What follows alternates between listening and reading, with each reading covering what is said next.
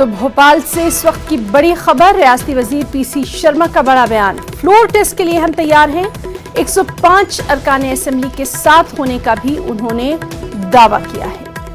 और चलिए सीधे रुख करेंगे हमारी नुमाइंदा पूजा माथुर का। पूजा, आपसे जानना चाहेंगे, बेहद अहम दिन आज मध्य प्रदेश की सियासत के लिए।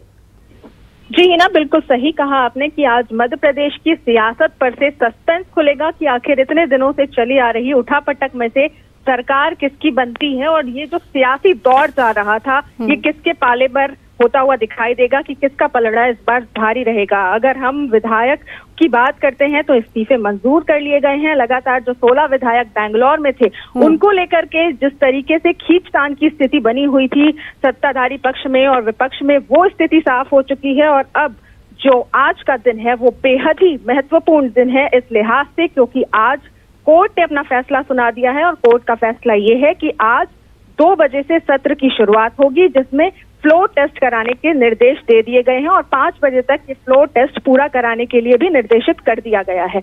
बात करें अगर मंत्री पीसी शर्मा की, तो वो काफी कॉन्फिडेंट नजर आ रहे हैं। हालांकि जो हमारा संख्या बल कहता है उसके हिसाब से अगर जो कांग्रेस के मौजूदा विधायक हैं उनकी भी संख्या मिला ली जाए और अगर निर्दलीय बसपा सपा सबको मिला लिया जाए, उसके बाद भी कांग्रेस 99 तो बहरहाल आज मध्य प्रदेश की सियासत में क्या कुछ होने वाला है, लगातार अपने तमाम नुमाइंदों के जरिए हमारी नजर उस पर रहेगी। पूजा, फिलहाल के लिए आपका बहुत बहुत शुक्रिया अदा करना चाहेंगे। और